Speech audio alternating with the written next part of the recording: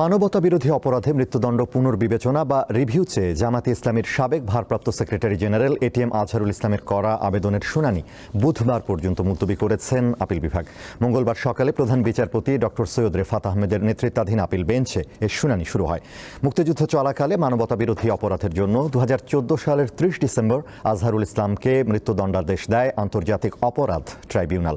ওই রায়ের বিরুদ্ধে তিনি আপিল করলে 2019 সালের 31 অক্টোবর ট্রাইব্যুনালের দেওয়া মৃত্যুদণ্ড বহাল রাখে আপিল বিভাগ। পরে 2020 সালের 19 জুলাই খালাস চেয়ে আপিল বিভাগের সংশ্লিষ্ট শাখায় রিভিউ আবেদন করেন এটিএম আজহারুল ইসলাম।